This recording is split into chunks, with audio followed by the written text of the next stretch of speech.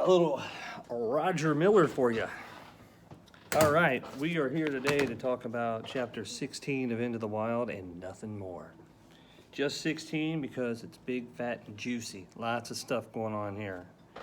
So I'd like you to start by listening. This is from a guy we've heard of, Henry David Thoreau, and he says, "I went to the woods because I wished to live deliberately, to front only the essential facts of life and see if I could not learn what it had to teach, and not, when I came to die, discover that I had not yet lived." It's interesting because the very beginning of this chapter is a guy by the name of Eastwick Evans. And he said, "I wish to acquire the simplicity." Sounds like Thoreau. "I wish to acquire the simplicity, native feelings, and virtues of savage life, to divest myself of the facetious habits, prejudices, and imperfections of civilization, and to find amidst the solitude and grandeur of the western wilds more correct views of human nature and of the true interest of man." Sounds a lot like Thoreau, except it was written 30 years before Thoreau. Even more interesting. And here we have the motif of man. It seems pretty normal that we've got, just in a span of American history, all kinds of guys going out into the wild to prove themselves, whether it's Thoreau and Emerson's Big Woods, or Chris McCandless in America's Big Woods, or all the other guys we've learned about and who have died doing it, or the other characters we've seen. Hemingway was this kind of a guy. He was always looking for this kind of adventure. And we saw it in Tom Wingfield and so on. So it's very, very common motif of man. Doesn't mean every man, but this is pretty normal, right? And so we want to look at that today in chapter 16, okay? And with this, in this chapter, Krakauer comes back to where the book began.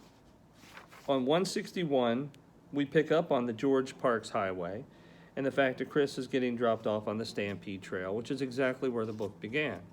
And the book is set up in a, sort of an inverted style a little bit. It doesn't have the exposition and the hook and the rising action and the climax and the falling action and the denouement.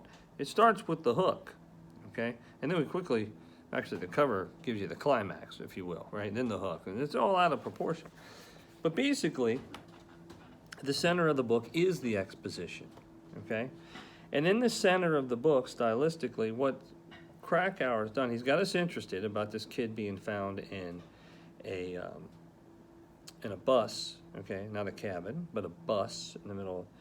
And we get the traditional rhetorical sort of connected triangle with the audience. Ethos, pathos, logos. Where's our ethos? Krakauer spends chapters establishing his credibility. I'm not just some guy writing about Chris McCandless. I am one of these guys. I have gone into the wild. I have done some foolish things. I should be dead, but I'm not. I know what he's going through. He, at the time, has not climbed Everest, I don't think. Into Thin Air is after this book, but I think that he had been on Everest before. But the long and short of it is, Krakauer, he's establishing the fact that I am credible to talking about this. We also get a bit of pathos. We learn all about Chris. We understand that he's kind of he's a free spirit. We understand that he yearns for equality for other people. We learn about his studies in college at Emory, and we get a bit of logos in the sense of logic. We know why he broke with his family, right? And it has to do with a very painful fact that his parents, namely his father, but parents are both culpable, had sort of alternate lives. He was fathering children with two different women at the same time. That'll generally do it on wanting to follow in your father's footsteps. And so the whole middle of the book lays the groundwork. We know the kid, we understand the kid, we empathize or sympathize with the kid, and we trust the writer. That's all that is done in the middle of the book.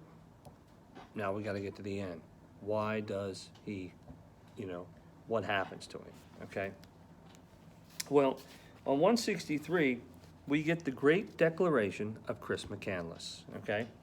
And it was signed Alexander Supertramp 1992, and this is the bottom of 163. And I want you to listen to what he wrote here. By the way, he's not the greatest writer. He says, 2 years he walks the earth. He loved to talk about himself in third person.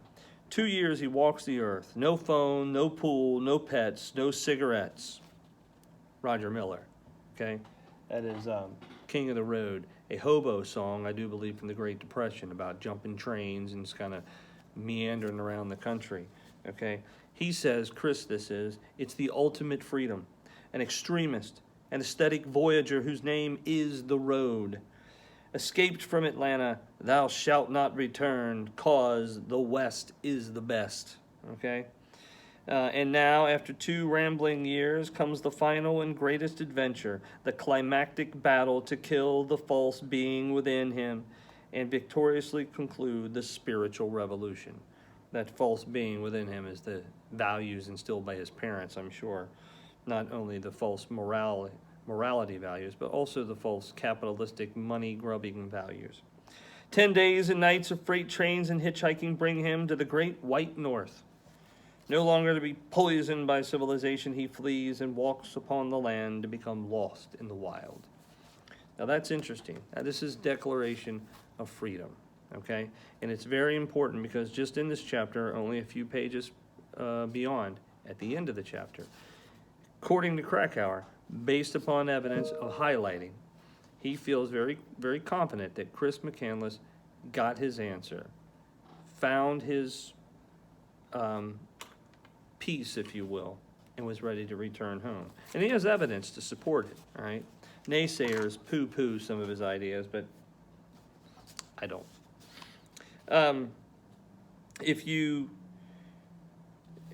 look on 165, it talks about the fact that he really, for all intents and purposes, really wasn't that far from everywhere, right? It says he was 30 miles from the George Parks Highway. I can assure you that's far enough, right?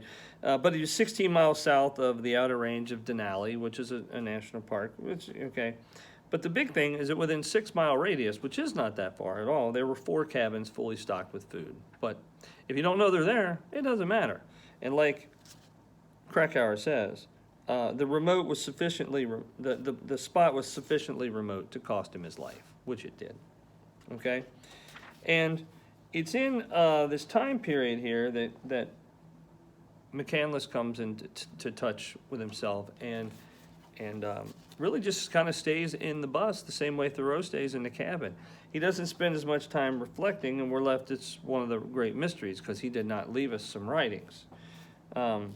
But I think it's interesting to look at the fact that he becomes a bit of a vegetarian simply because of the incident of the moose, which really solidifies his character. He kills a moose, which he doesn't like, but he needs to eat. But he wastes the moose. He killed something too big that he could not eat quick enough, and it bothers him. He makes many comments about it. There's a lot of actual of his, the little bit of writing that he left was quite a bit of commentary on the moose, and he says it's one of the greatest tragedies of my life. Right? He killed an animal, not maliciously, but in the end, purposelessly, and he doesn't like that. Back to Thoreau, Walden, higher laws. Thoreau catches fish, eats fish. It says, when I caught and cleaned and cooked and eaten my fish, they seemed not to have fed me essentially. It was insignificant and unnecessary and cost more than it came to. He doesn't feel good about it. He doesn't feel good about taking the life of another animal. That's a subject of great debate, right? And we're not getting into here, but he does not like the fact that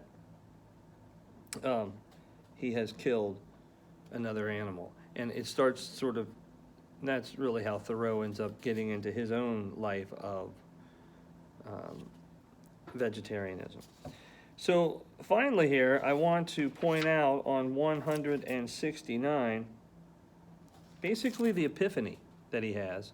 And it's right after this that it says on July 3rd, he shouldered his backpack and began the 20-mile hike to the improved road. He was on his way back, and he got turned, as we'll find back by the river, okay? And I just want to finish with this quotation here on the bottom of 169.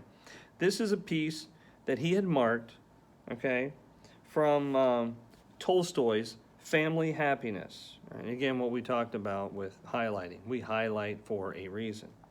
He says, and this is Tolstoy's words, "I have lived through much, and now I think I have found what is needed for happiness." That's important. Remember, Chris McCandless is not happy. He's wandering, he's drifting, he finds happiness on the road, unlike Jack Kerouac in On the Road, and probably unlike Tom Wingfield. But he's looking for it. Tolstoy finds it. McCandless thinks he's got it.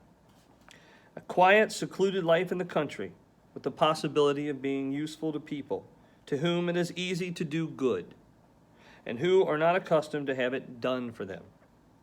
Then work, which one hopes may be of some use. Then rest, nature, books, music, love of one's neighbor." Jesus would be happy with all this stuff. He'd be like, it's good, it's good. "Such is my idea of happiness." Again, this is Tolstoy.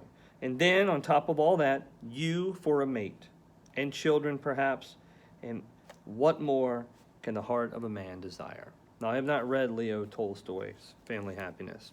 I need to.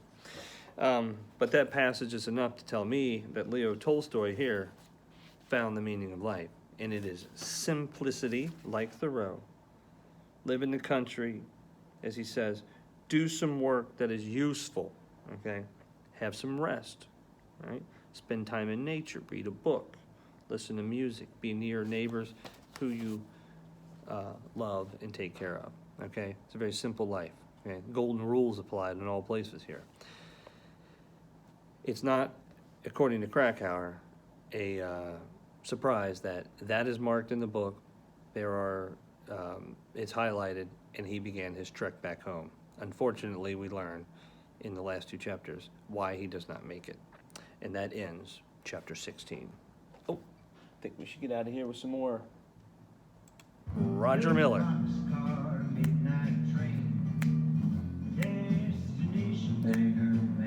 Look, Bangor, Maine.